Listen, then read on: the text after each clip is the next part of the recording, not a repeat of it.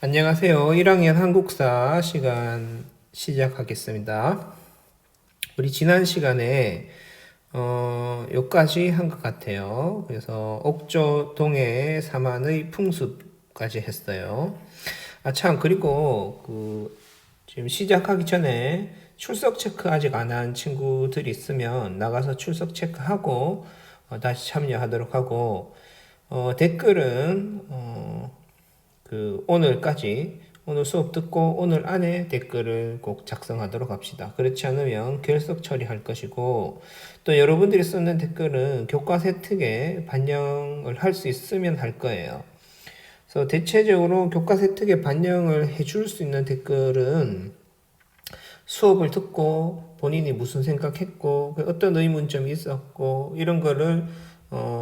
이런 게 이제 생각이 나거나 이런 게 궁금해서 뭐 책을 찾아봤거나 자료를 찾아봤거나 하다못해 구글이나 이런 포털에서 검색을 한번 해봤다. 그래서 봤더니 이런 내용이 있었고, 이런 것들이 보고 이런 게 또 궁금했다. 이런 거 느꼈다. 이런 내용은 세특에 반영을 하기가 아주 좋습니다. 근데 그냥 오늘 뭐 수업 내용이 이런 거여서 참 좋았다. 뭐 이런 식으로 쓰면 반영하기는 좀 힘들겠죠. 그렇지만 그렇게라도 꼭 해야지 출석 체크로 인정해 줄 겁니다. 그러면 이제 우리 요 삼한의 풍습, 정치 풍습에 대해서 살펴봅시다. 먼저 삼한이라는 나라는 이전에 진국이라는 나라가 발전해서 삼한이에요. 근데 여기 삼은 세계고 한이 세계라는 뜻이죠. 그래서 그 세계는 뭐냐? 여기 지도에 나온 것처럼 마한, 진한, 변한 요거 세 개를 합쳐서 삼한이라고 합니다. 삼한연맹이죠.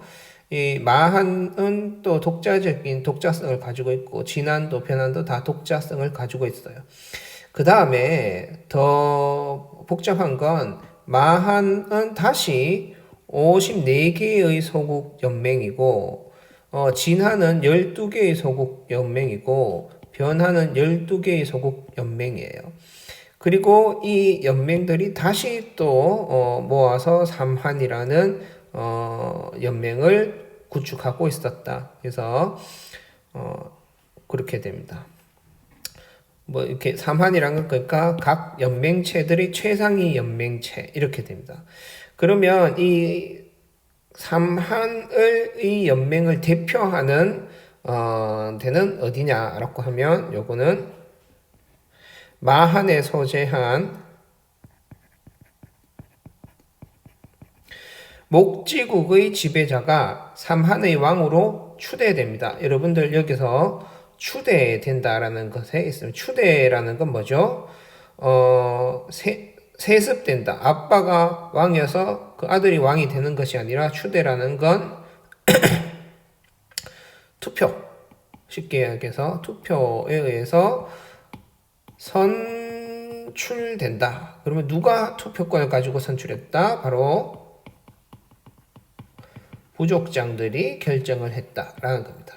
따라서 목지국의 지배자가 사만의 왕이 되었다 하는데 이 왕권은 강하다 약하다? 상당히 약했고 여전히 실권은 각 지역의 소국들의 부족장들이 가지고 있다라는 겁니다.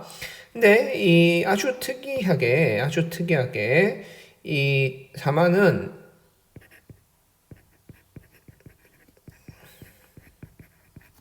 재정분리사회였습니다. 재정분리사회. 그래서 청군이라는 존재가 있고, 이 청군이라는 존재는, 그러니까 청군과 군장 두 세력이 있는 겁니다. 그래서 이 청군이라는 존재는 뭐다? 제사장이고, 군장이라는 존재는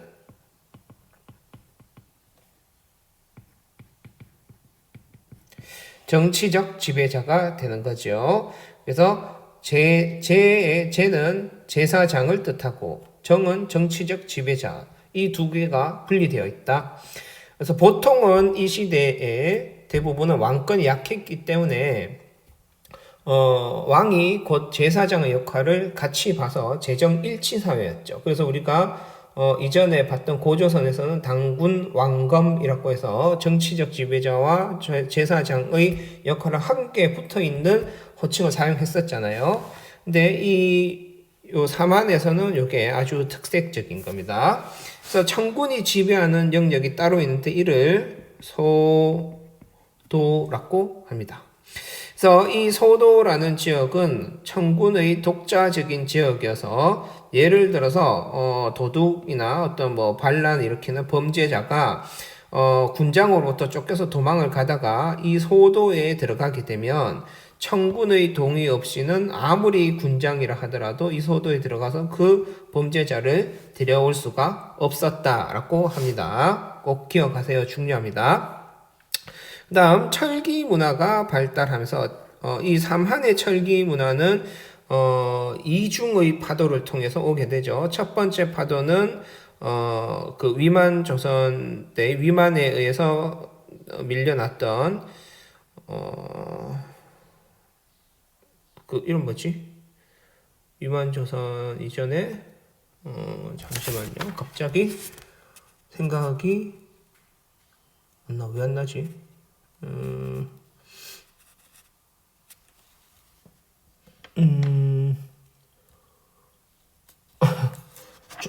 갑자기 생각 안 나서 준왕. 그 첫 번째 파도는 준왕이 남하하면서 백제 지역에, 두 번째 파도는 고조선이 멸망하면서 이들은 대체로 신라 지역에, 진한 지역으로, 얘들은 대체로 마한 지역으로 왔습니다. 그래서 어쨌든 전반적으로 이 사만 사회 전반적으로 철기가 전파되는데 마한은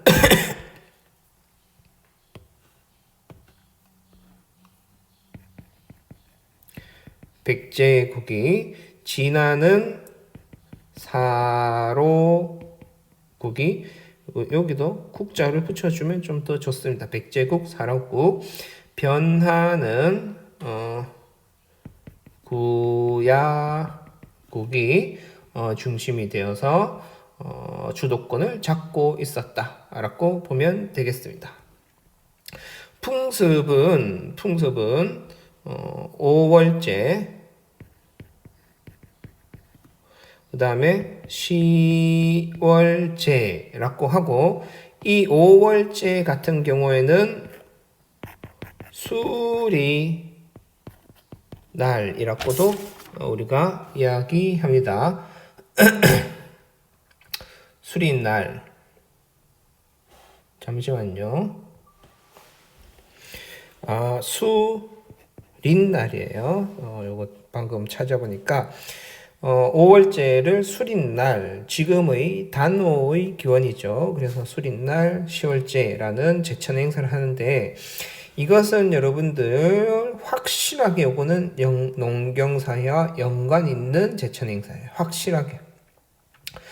그래서 그렇게 되고, 그 다음에 변한에서는 철이 특산물이었습니다. 그래서 철이 아주 질이 좋은 철이 나왔었는데, 이 질이 좋은 철을 대외 교역에서는 화폐처럼 사용을 했었고, 그래서 특히 대외 교역에서 화폐처럼 사용했기 때문에 변한의 철이 변한 이 외 지역에서도 많이 발견됩니다. 특히 어디서 많이 발견된다? 낭랑 지역과 외에 서 많이 발견되는 걸 보니까 이 화폐처럼 이게 덩이쇠라고 하는데, 이것이 낭랑이나 외 등지에서 많이 많이 발견되는 것을 보니까 이 중개무역, 둘 사이에 중개무역을 했음을 알 수 있고, 또 화폐가 아니라도 이 변한의 철은 아주 질이 좋아서 낭랑 및 외에 수출도 많이 되었다라고 합니다. 그래서 마지막에 좀 보면 변한의 철이 요렇게 가서 여기 있는 낭랑입니다. 낭랑에도 많이 전파되었고, 일로 가서 일본에도 많이 전파가 되었다라고 보면 되겠습니다.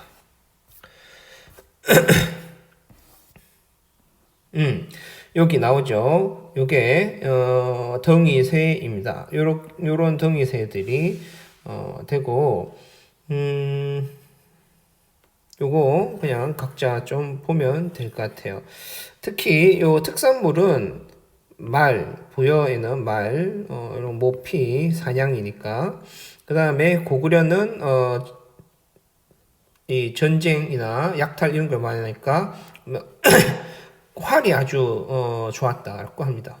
그 다음에 이 해안가 지역에서는 어물과 소금, 그 다음에 명주도 천이고 삼배도 천인데 단궁은 짧은 화살을 이야기합니다. 이렇게 긴 화살이 장궁이면 단궁은 짧은 화살을 이야기하는 거예요. 과하마는 과일나무 밑을 달릴 수 있는 말이에요. 그러니까 말 실제로 제주도에서 보면 상당히 크죠. 말머리가 이렇게 있고 쭉 꼬리 있으면 이렇게 있으면 이 높이가 길잖아요. 그러니까 여기에 사람이 이렇게 타고 말을 타고 가면 이 높이가 상당히 커서 높아져서 나무 밑을 지나가기가 좀 힘듭니다. 그런데 이 동해의 말은 이 말이 되게 작아가지고 사람이 말을 타고도 과일나무는 특히나 여러분들 복숭아 나무 이런 거는 되게 낮죠. 따기 좋으라고. 그런 과일나무 밑을 타고 지나갈 수 있을 정도의 말이 여기에 특산물이었다. 반어피는 물개 가죽을 이야기합니다. 이런 것들 동해의 특산물이었다. 그리고 이거 다 설명했으니까 넘어가도록 할게요.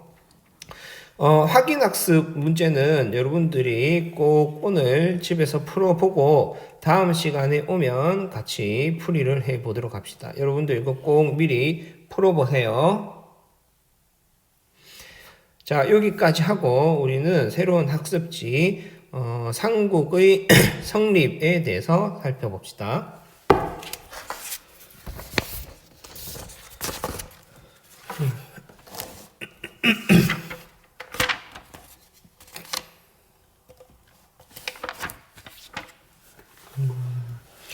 요거 하기 전에 우리 교과서 잠깐만 살펴볼게요. 교과서에서 자료를 좀 보려고 그럽니다.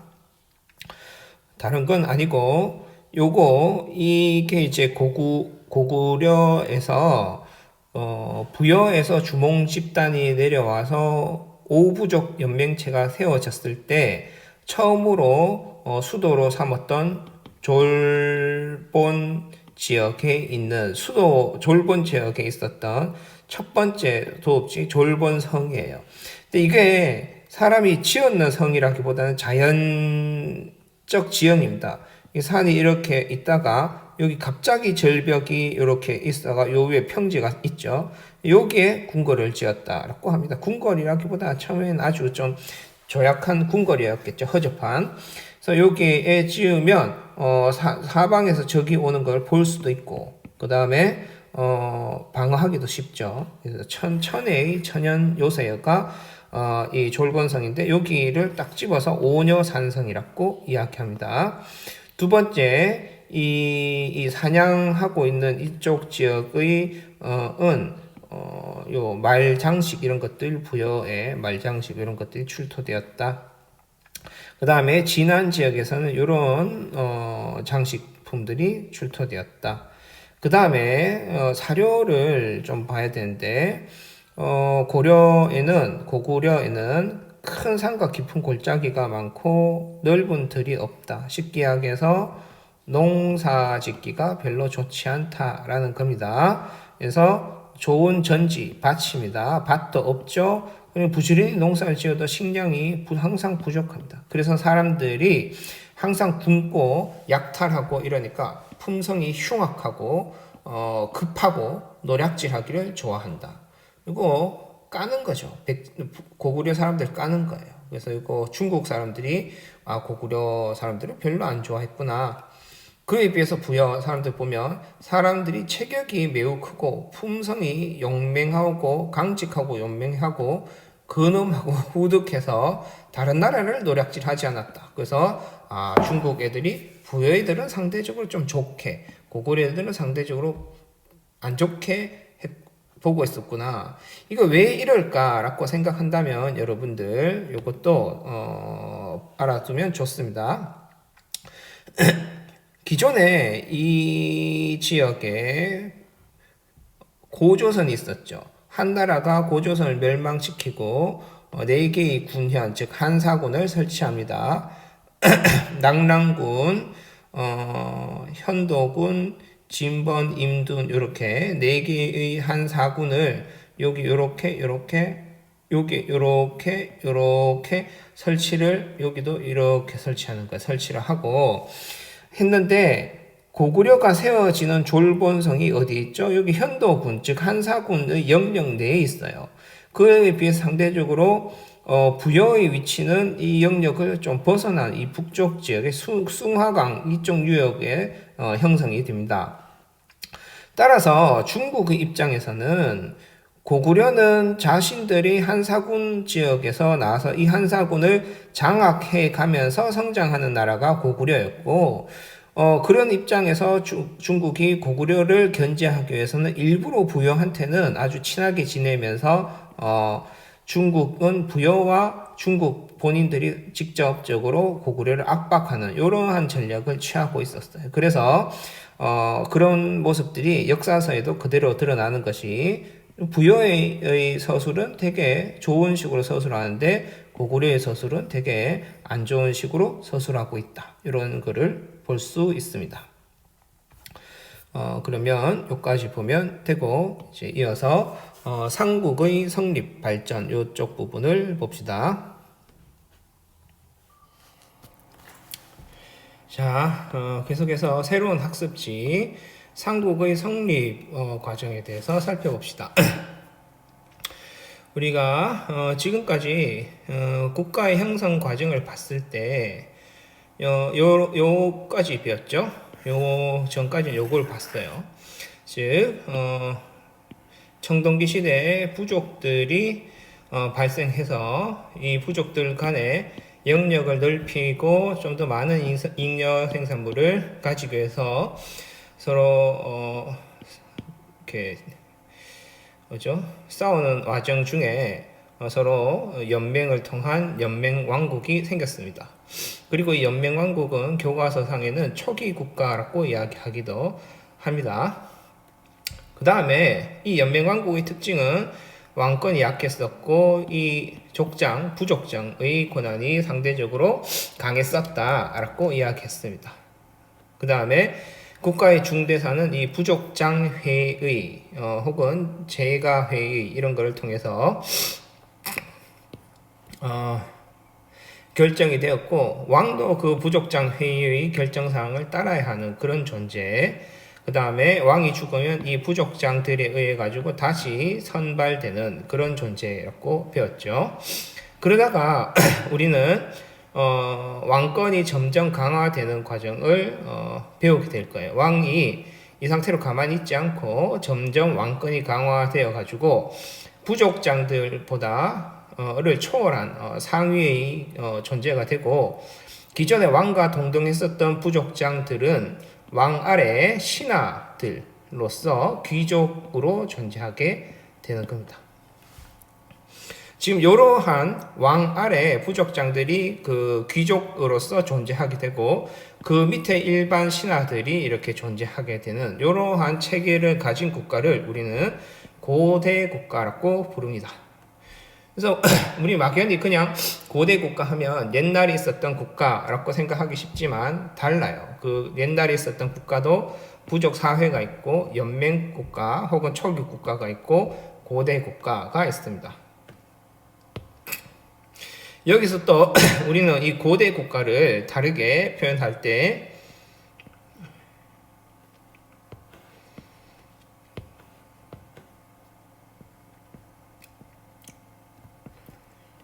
영역 국가라고 표현합니다. 이건 왜 이러냐 하면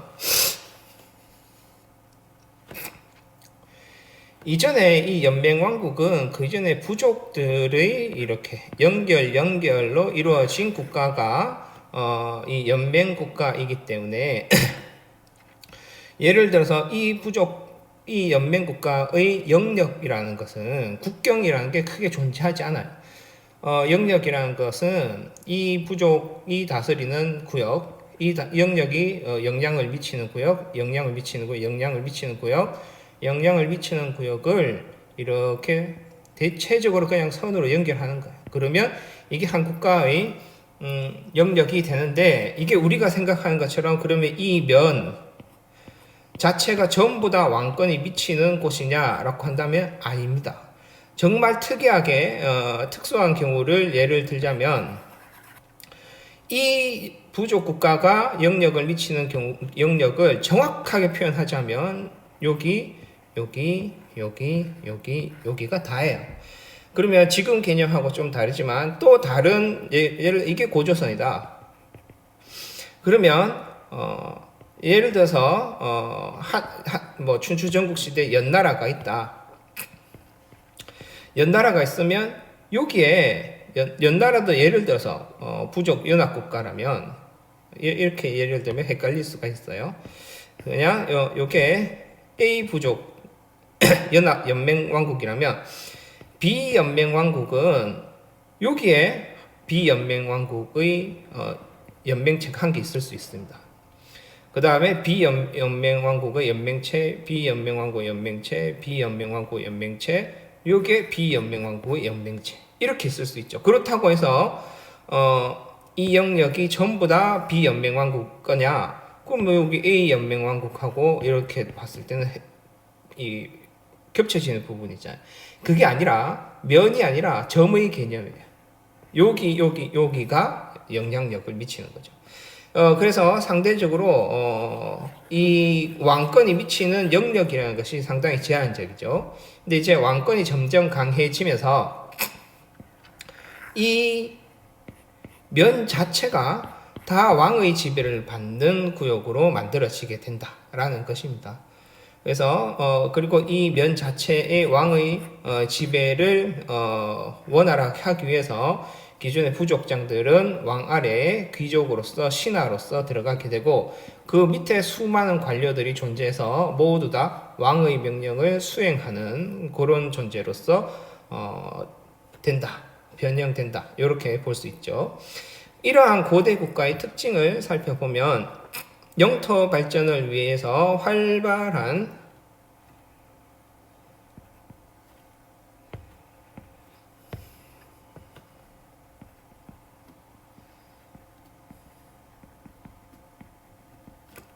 정복 활동을 합니다. 역시 이제 다른 연맹왕국과, 그러니까 고구려는 부여를 장악하죠. 그 다음에 고구려가 옥저도 장악하고 고구려가 동해도 장악합니다. 그렇게 계속 활발한 정복 활동을 통해서 주변의 연맹왕국들을 장악하면서 고대 국가로 발전하게 된다, 이 말이에요.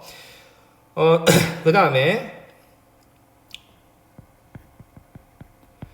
율령을 반포하여서 통치 체제를 정비하는데, 율령이 무엇인지는 조금 이따가 설명해 주겠어요. 그 다음에 불교를 수용해서 사상 통합과 왕권 강화도 하게 되는데, 이건 역시 조금 이따가 설명하겠습니다. 이렇게 해서 정복 활동과 율령과 불교 이런 것을 통해서 왕권을 강화했는 국가를 다르게 중앙집권적, 요거는 기억을 해두는 게 좋습니다. 중앙집권적이라는 거, 이게 고대 국가의 특징이에요. 그리고 영역 국가다. 이러한 각각의, 고구려는 그 전부터 있었죠. 연맹왕국 때부터. 백제, 신라 모두 다 연맹왕국 때부터 있었습니다. 근데 이런 나라들이 언제 고대 국가로 전환되기 시작하느냐, 대체로 이런 모습을 가지기 시작하느냐, 완성되는 게 아니라 시작하느냐 하면, 대체로 고구려는 2세기부터 연맹왕국에서 고대왕국으로 전환하기 시작하는 거예요. 완성되는 데만 해도 몇백 년 걸립니다. 백제는 3세기에 시작, 신라는 가장 늦어서 4세기에 시작되게 됩니다. 그러면 율령과 불교를 잠시 설명하겠습니다. 자, 아까 이야기했다시피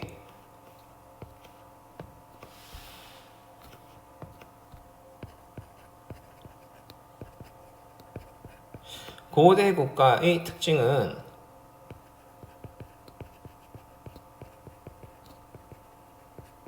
왕권의 강화이고, 이 왕을 중심으로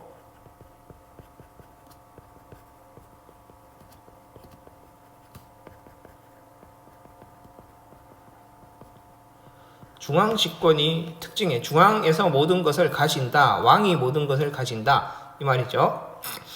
그래서 왕의 명령에 따라 전 국토를 지배하게 되죠. 그러면 왕 혼자서 전 국토를 지배할 수 있습니까? 없습니다. 왜? 영토가 매우 넓기 때문이죠.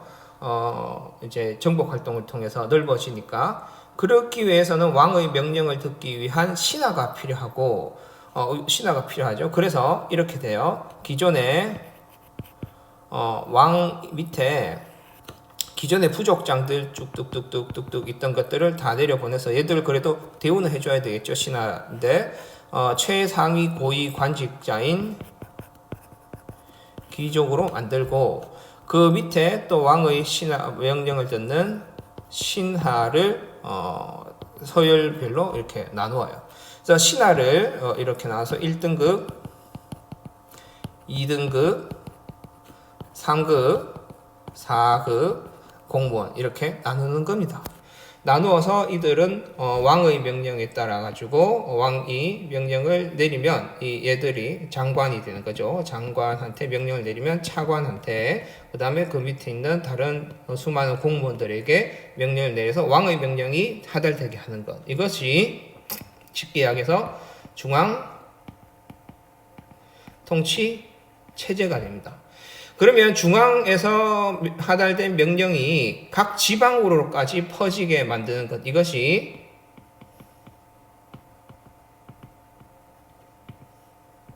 지방 통치 체제예요. 그래서 지방 통치 체제라는 건 어떻게 되느냐? 중앙에서 왕이 지방관을 파견해가지고 한다라고 되어 있죠. 그리고 이런 식으로 다 왕의 명령이 하달되도록 제도를 만들어 놨는데, 이것에 이런 왕의 명령을 듣지 않는 애들을 어떻게 처리할 것이냐? 형법을 만듭니다. 왕의 명령을 안 들으면 어떻게 처벌한다. 그 다음 이런 식으로 어떤 식으로 왕의 명령을 수행해 나가겠다라고 하는 것은 행정이죠. 그래서 행정법, 이런 식의 법 체계를, 이런 형법, 행정법, 그 다음에 이 형법과 행정법의 세부적인 법들, 이런 것들을 모두 합쳐서 율령이라고 이야기합니다. 따라서 이 율령의, 지금의 법이 아니라 율령은 법이에요, 법인데, 근데 지금의 법은 민주주의 체제니까 전체 국민의 이익과 권리 정진을 위해서 존재하는 것이 법이라면, 이 당시에 왕조국가, 특히 왕권 강화의 중앙집권적 왕조국가에서의 법, 즉 율령이라는 건 존재의 목적이 뭐다? 왕의 명령에 따라서 전 국토를 잘 지배하기 위해서 있는 것이에요. 그리고 이거는 누가 만들었다? 중국에서 율령을 처음 만들었어요.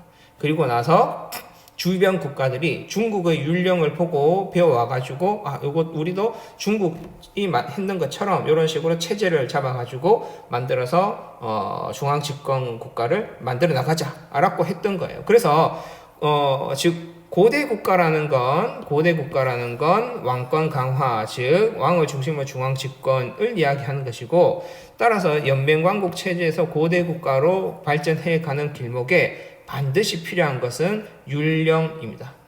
율령이란 말 자체가 율이 행정법을 이야기하고 령이 형법을 이야기합니다.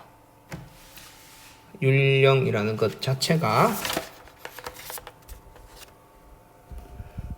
선생님 헷갈렸어요. 율이 형법이고 령이 행정법입니다. 율이 형법, 영이 행정법에 해당하는 것입니다.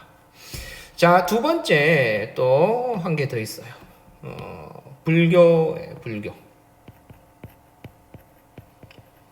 불교는 어떤 의미를 가지느냐인데, 여러분들, 불교는 뭐죠? 맞아요. 종교입니다. 근데 우리에게는 최초의 종교가 불교인가요? 최초의 종교는 뭐죠? 최초의 종교 우리가 봤던 건 벽화, 방구대 안각화 이런 거 풍요를 기원하고 사냥 이런 거 하다가 그 다음에 좀 더 발전되는 종교가 뭐였죠? 샤머니즘, 토테미즘, 샤머니즘, 토테미즘, 그 다음에 애니미즘 이런 것들이 있었습니다. 이런 것들이 우리가 봤던 단군 신화에도 있었죠. 그리고 나서 조금 더 심화돼서 각 부족의 조상 신을 모시기 시작합니다. 자, 여기서 포인트예요. 부족의 조상 신을 모시기 시작해요. 따라서 연맹 왕국 시절에는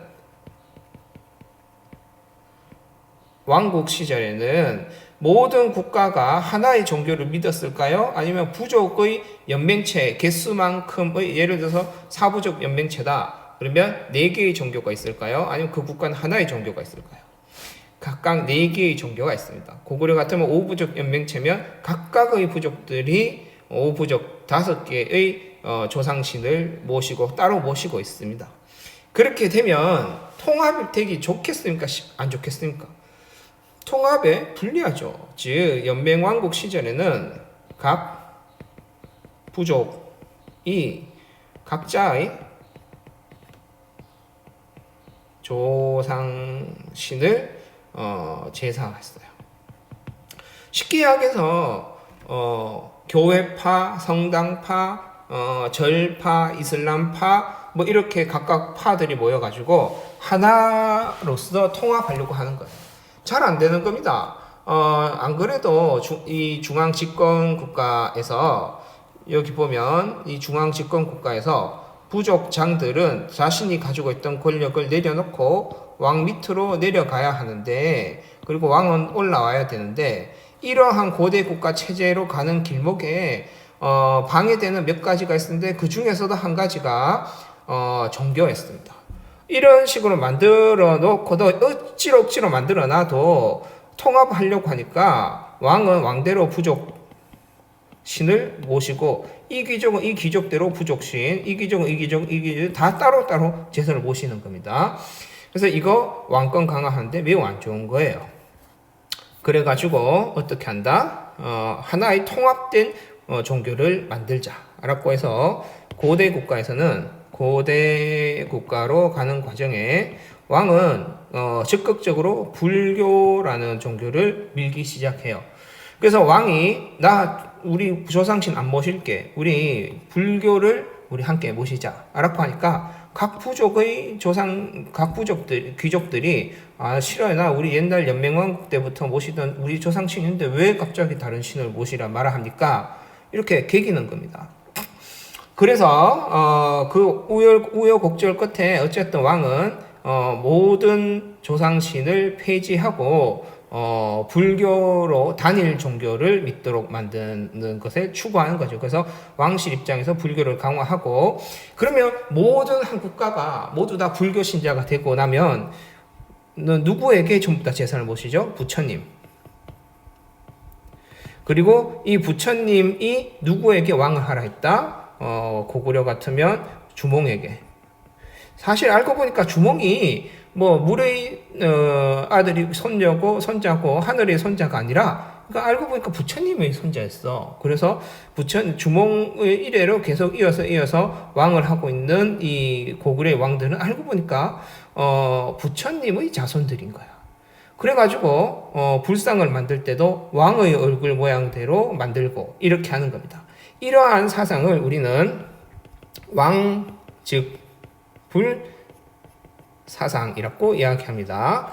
그래서 이런 왕적불 사상 이런 것들을 통해서 불교는 왕권 강화에 기여하게 되는 겁니다. 통합과 왕권 강화에 기여를 하게 되죠. 그래서 이거는 통합이라는 것은 결국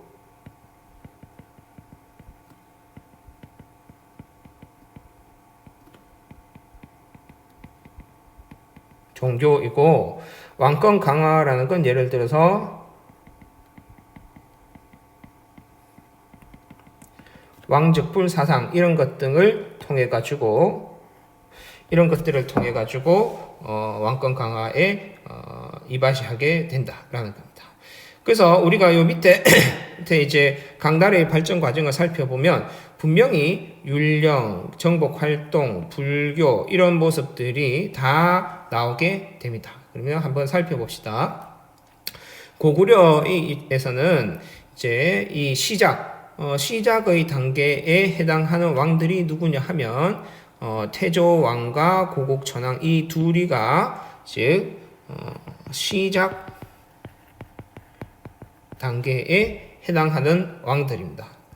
그 다음에 백제에서는 고이왕에 해당하는 왕이 이게 시작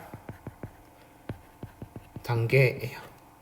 그 다음에 신라는 가장 늦어서 요거는 내무랑 때 시작 단계에 있는 왕입니다. 그러면 살펴보죠. 고구려의 건국은 BC 37년입니다. 이거는 BC 37년이라는 것은 뭐 기준이냐? 394기 기준이에요.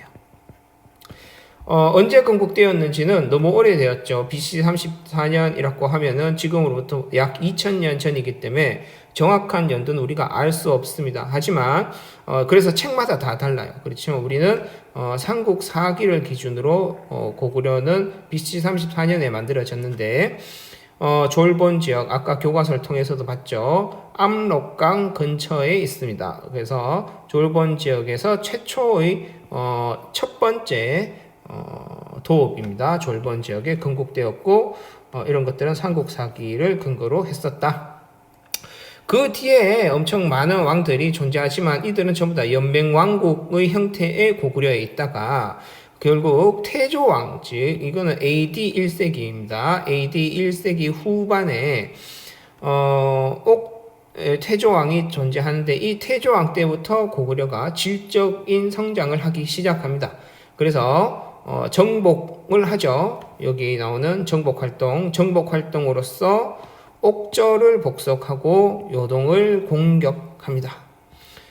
그러면 여기 있는 지도를 보자면 요동이니까 요하강의 동쪽이니까 이쪽이죠. 그래서 고구려가 원래 이 졸본 지역에 조그맣게 존재하다가 여기를 공격하고 그 다음에 이쪽으로도 공격해서 결국 옥저를 이렇게 잡아먹어서 대체적으로 이러한 형태를 띠게 된다라는 것이죠. 확실히 초기에 여기에만 있던 고구려가 점점 영토를 확장해 나가는 모습을 볼 수 있습니다.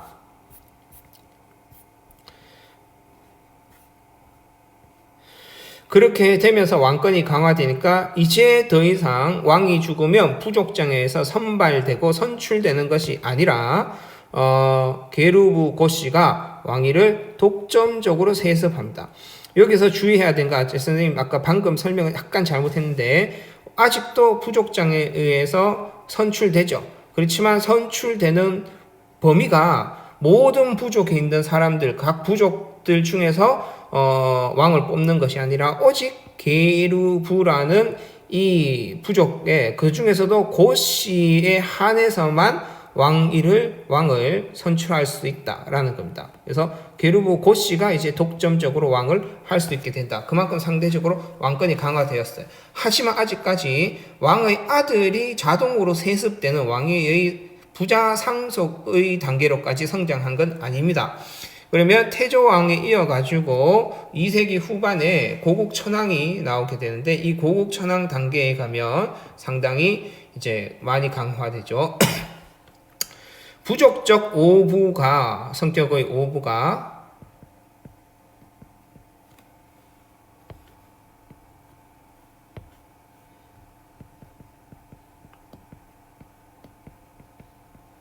행정적 성격의 오부로 개편됩니다.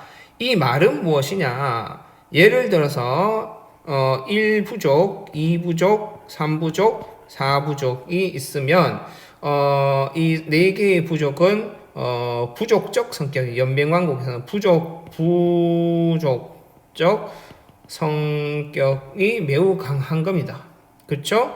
지금 이거 여러분들 이 그림은 왕과 부족장이 동등한 위치에 있음을 나타내 주는 것일 수도 있지만 국가의 영역을 보여주고 있는 거일 수도 있어요. 요거는 왕과 귀족 간의 어떤 상하 관계만을 보여주지 국가 영역을 보여주는 건 아니잖아요. 요거는 국가 영역을 보여준다고 할 때 이 부족장이 다스린 요 지역과 요 지역과 요 지역과 요 지역은 즉 이 2번 부라고 우리가 표현할 때 이 2번 부, 1번 부, 4번 부, 3번 부는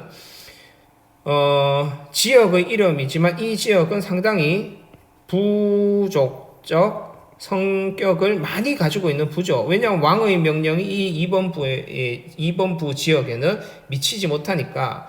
그런데 똑같은 영역을 다스린다 하더라도 고대 국가로 가면 이 2번 부의 성격이 이제 2번 부의 부족장의 명령보다 왕의 명령이 더 우선해서 가는 거예요.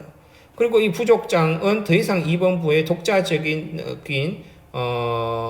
능력을 가지지 못하고 왕의 명령에 의해서 파견된 지방관이 이 2번 부 지역을 다스리고 통치하는 거죠. 대신에 이 지역을 통치하고 있던 부족장은 이제 중앙으로 와서 왕의 신하, 귀족이긴 하지만 어쨌든 왕의 신하가 되어서 이 수도에 살면서 왕의 명령을 따르게 되는 겁니다. 무슨 말인지 알겠죠? 그래서 이 고대 왕국 시기의 이 부의 개념은 부족적 성격의 개념이 아니라 단순한 행정적 성격의 개념으로 전환된다라는 거죠.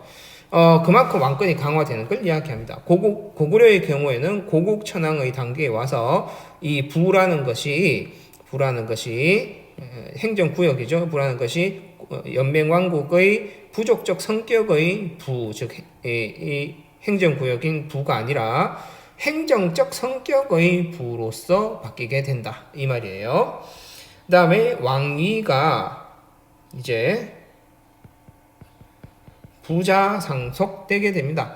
아버지가 왕이면 그 아들이 이제 왕이 돼요. 더 이상 부족장들이니 귀족들이 왕을 선출하지 못합니다. 그 다음에 역시 이 진대법이라는 것을 실시하는데 이 진대법은 중요합니다. 이 진대법은 뭐냐 하면 구휼 제도예요. 즉 복지 정책하고 비슷합니다. 흉년이 들면 그의 농사가 적게 생산되었으니까 먹을 게 별로 없겠죠. 봄에 되면 백성들이 먹을 게 없어서 굶어 죽어요. 그래서 나라에서 곡식을 빌려주고 그 해에 이제 농사지어서 수확하고 나면 빌린 것을 되돌려 받는 제도입니다. 물론 이자는 없거나 아주 적습니다. 그런데 여러분들 이 진대법은 이렇게 나라에서 백성을 생각해서 해주는 복지 정책이다라고 정도만 생각한다면 잘못되었어요. 이 진대법이 중요한 이유는 이것은 곧 귀족 세력 약화 정책입니다. 그러면서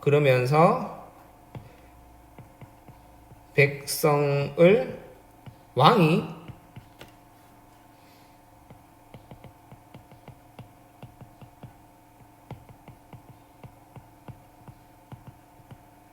정책에 똑같아요. 똑같은 말이에요. 자, 왜 이렇게 되느냐? 지금 44분인데 이 진대법만 설명하고 끝내도록 하겠습니다. 이거 왜 이렇게 되느냐 하면 이 진대법, 그러니까 진대법이 있든 없든 여러분들 생각해 보세요. 가난한 백성들이 흉년이 되었어요. 봄에 먹을 게 없어요.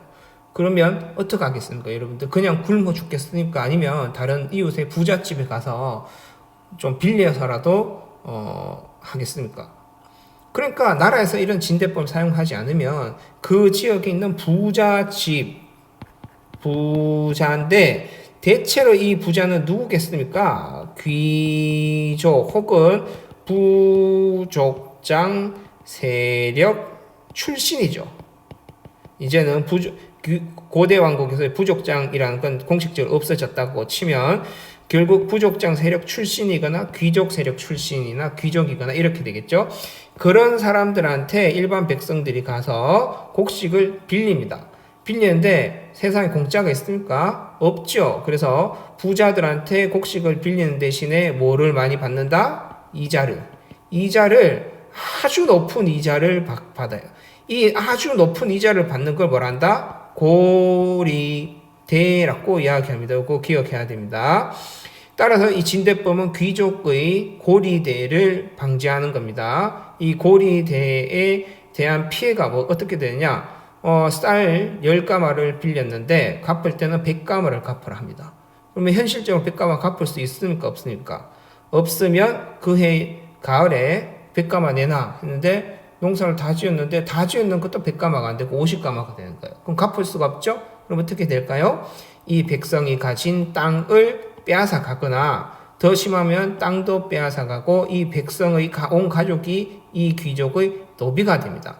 따라서 진대법을 실시하지 않고 고리대를 계속 묵인해 둔다면 이 귀족은 해가 가면 갈수록 점점 땅이 늘 많아지고 자기의 노비가 많아지면서 영역을 확장해 나가다 보면 결국에는 이놈들이 나중에 왕의 반란 세력으로서 성장하게 되는 것이죠.